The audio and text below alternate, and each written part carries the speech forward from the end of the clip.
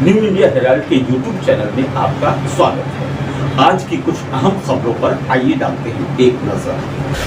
लोकसभा में महिला आरक्षण विधेयक यानी नारी शक्ति वंदन विधेयक का कांग्रेस की पूर्व अध्यक्ष सोनिया गांधी ने समर्थन किया और कहा कि ये मेरे पति राजीव गांधी का सपना था। पहली दफा स्थानीय निकायों में स्त्री की भागीदारी तय करने वाला संविधान संशोधन मेरे जीवन साथी राजीव गांधी ही लाए थे, लेकिन राज्यसभा में 7 वोटों से गिर गया था। राजीव गांधी का सपना अभी तक आधा ही पूरा हुआ है। इस विधेयक के पारित होने के साथ ही वह पूरा होगा। इसके साथ ही सोनिया गांधी ने जाति जनगणना की भी मांग की। बहुजन समाज पार्टी की प्रमुख मायावती ने महिला आरक्षण विधेयक को लेकर केंद्र सरकार की नीयत पर सवाल उठाया है। मायावती ने आज एक प्रेस कॉन्फ्रेंस में कहा, यह विधेयक महिलाओं को आरक्षण देने की नीयत से नहीं बल्कि वोट हासिल करने की नीयत से लाया गया है। उन्होंने कहा, अगले काफ़ी वर्षों तक अर्थात अगले 15-16 वर्षों तक देश की महिलाओं को आरक्षण प्राप्त नहीं हो पाएगा।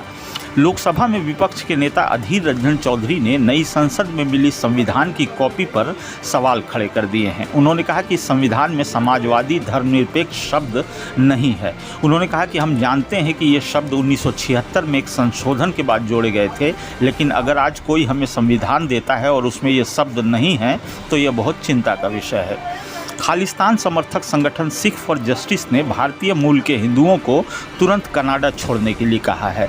उसने भारत का समर्थन करने और निज्जर की हत्या का जश्न मनाने को लेकर भारतवंशियों को धमकी दी है। बता दें, खालिस्तान समर्थक संगठन सिख फॉर जस्टिस को भारत में साल 2019 में प्रतिबंधित कर दिया गया था। भारत में आतंकवादी घोषित गुरुपंत पन्नू ने एक वीडियो जारी कर यह धमकी दी। दिल्ली के सबसे सुरक्षित माने जाने वाले चाणक्यपुरी इलाके में 1700 ग्राम सोना लूटने का मामला सामने आया है। करोल बाग का सुनार सोने को सरोजनी नगर में किसी को दिखाकर वापस लौट रहा था, तभी चाणक्यपुरी इलाके में स्कूटी सवार 2 बदमाशों ने पिस्तौल दिखाकर सोना लूट लिया। चाणक्यपुरी थाना पुलिस मामले की जांच कर रही है। तमिलनाडु के युवा मामले और खेल मंत्री उदयनिधि स्टालिन ने एक बार फिर सनातन धर्म पर टिप्पणी की है।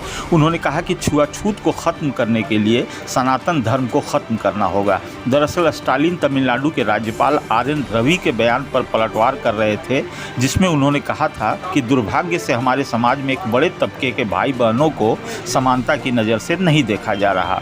निश्चित तौर पर इसका खात्मा होना चाहिए। हाल ही में शुरू हुए आकाशा एयर पर संकट के बादल गहरा गए हैं। 43 पायलटों के इस्तीफे के बाद एयरलाइन को बंद करने की नौबत आ सकती है। एयरलाइन ने मंगलवार को दिल्ली हाईकोर्ट को यह जानकारी दी है।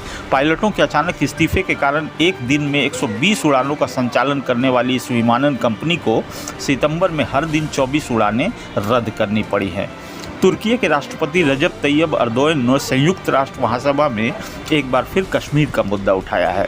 न्यूयॉर्क में महासभा के 78वें सत्र में अपने भाषण के दौरान उन्होंने एक बार फिर पाकिस्तान के प्रति मोह दिखाते हुए कश्मीर पर कई बातें कही।